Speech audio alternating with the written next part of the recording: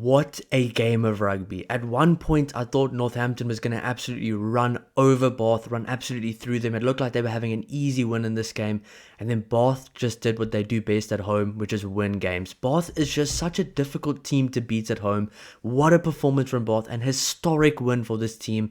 This is really kind of one of those games that people can be able to talk about years from now and say, that was a quarterfinal I can remember. I wish I was at the game watching. And this game just confirms why the Rec is absolutely on my bucket list of places to watch rugby. It just looked like such an incredible atmosphere. A Bath home game just seems like such a fun game of rugby to watch. The crowd was right behind them. It was such a good atmosphere. The whole crowd is literally on the field basically.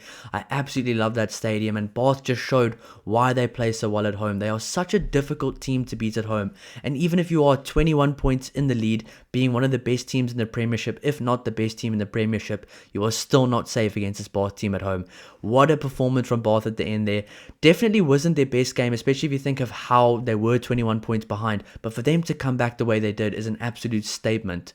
But now of course they do have a very tough game ahead of them, either Toulouse or Bordeaux, probably the two games you just don't want right now.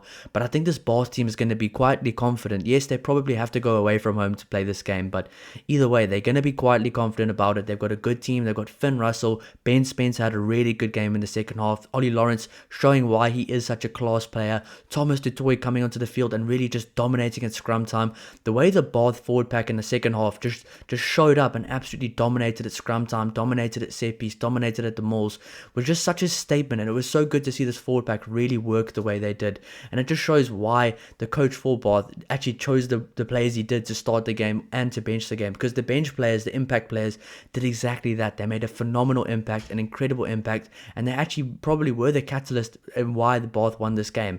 So just looking at how the game went, there was a point in this game where Northampton was 21 points in the lead, 21 points. Then obviously half time, they just couldn't get back into that kind of rhythm and eventually lost this game 43 points to 41.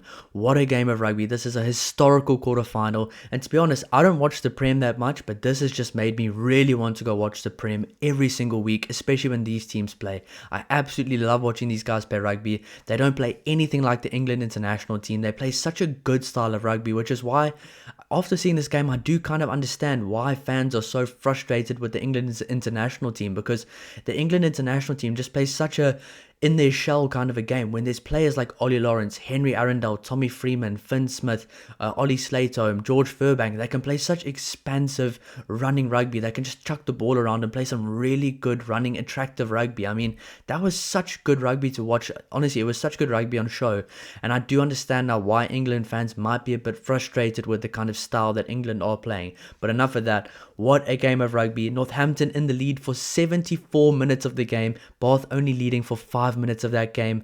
Percentage of the game in the lead, Northampton led for 93% of that game. That is absolutely incredible. So just looking at some of the stats here, some of the stats that really stand out to me: 6 tries for Bath, 5 tries for Northampton, penalty goals 2 for Northampton, 1 for Bath, carries 105 for Bath, 97 for Northampton, so quite close there. At one point Northampton had a lot more breaks. I think it was like 5 more line breaks than Bath. Then I think in the last 15 minutes Bath just absolutely came back, because 8 line breaks for Bath, 10 line breaks for Northampton, and I think at one stage it was 3 for Bath and I think it was 8 for Northampton at a stage.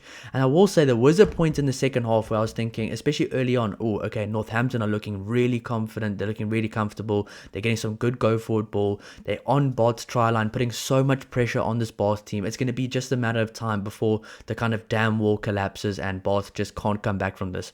I honestly thought right after half time, if that kick from Finn Smith went into Ollie Slatome's hand, it could have been a completely different outcome of the game. Maybe that would have been the Bath players just dropping their heads behind the post, kind of disappointed, trying to maybe come back with a bit of pride in the game. But obviously that's not how it worked. Rugby has such fine margins, and it just shows why. I mean, Bath coming back from that one little kick, if it was 1 meter more closer in field, could have completely changed the outcome of this game, could have completely changed the outcome of this tournament, but it didn't go to hand, and Bath absolutely capitalized on every opportunity possible. They were so clinical in the second half. The forward pack that played in the second half did such an incredible job, and I just think, obviously, yes, the starters were 21 points behind, but there were still some guys in that first half that really pitched up in the second half for Bath and just put in some absolutely incredible performances, especially in the second half. Guy Pepper was absolutely immense. Thomas Tutoy, Finn Russell, Ben Spencer really controlled the game well. He was a phenomenal player on the pitch today,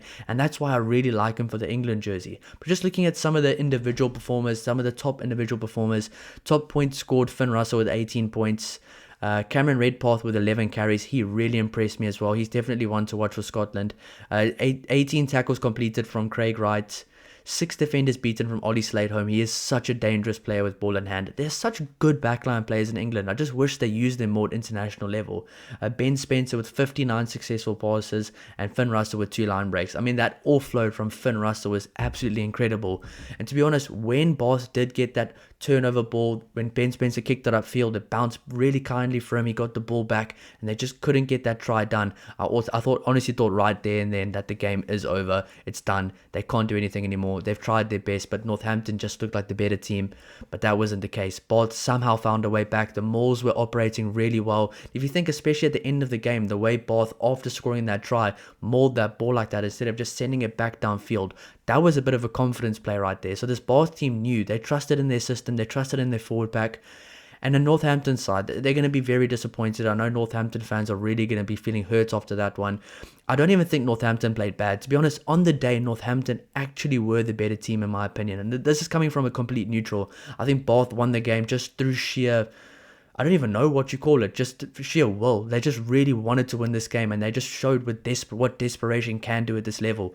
Bath at home, in front of their own hostile crowd with a very good atmosphere on their side, they were not going to let themselves lose this game. Even if they weren't the better team on the day, they still found a way to win, which just goes to show how good the coaching is there, how good the kind of group and mold of the players is to come back from 21 points down against a Northampton team that's one of the best Northampton teams ever. I mean, you got Henry Pollock, you got some really good players in that team, JJ van der Mesht, Danilo Fischetti, in the back line, Ollie Slateholm, George Furbank, Finn Smith, I mean, Tommy Freeman, Fraser Dingwall had a really good game as well. But for Bath to come back against a team like this just shows how much character this team really has. But yes, a very disappointing performance from Northampton.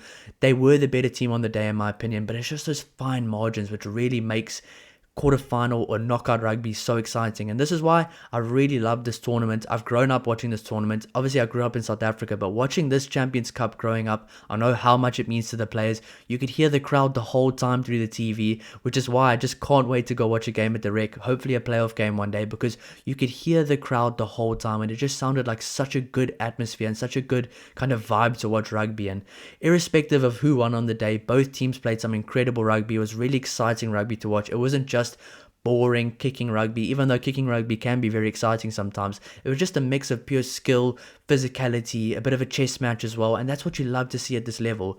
But I will say, this could have maybe been a dress rehearsal for the Premiership final, and I will say, judging on this game how it went, the way Northampton away from home stepped up the way they did and almost beat this Bath team, and honestly probably could have beat this Bath team if a few things did go their way, I'd say if they do play again, maybe in a neutral venue, that Northampton might just be the favourites for that game. But irrespective of that, Bath did get the win. A huge week ahead for them. I mean, to lose, I think it's 2 weeks or 3 weeks break. I don't know when they play again.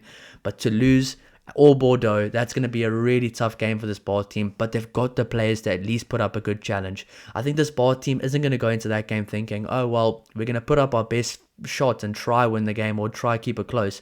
This Bath team is going to go into that game believing that they can win, believing that they can beat anyone, because honestly they have the players that can, and if they do pitch up on the day, they honestly can. But Northampton, very disappointing result for them. They did really well in the first half. Wheels fell off a bit in the second half, but that's just what you get playing away at a very hostile place like that. When the home team just gains momentum, it's very hard to stop it. And I mean, it is those fine margins. Northampton, Finn Smith and Ollie Slatum could have been the absolute heroes on the day. day. But on the other side, it was Finn Russell, it was Ben Spencer, it was the Bath team. But wow, what a game of rugby. That game honestly gave me a bit of goosebumps. That was a phenomenal game of rugby. One of the best second halves I've seen in a very long time for club rugby.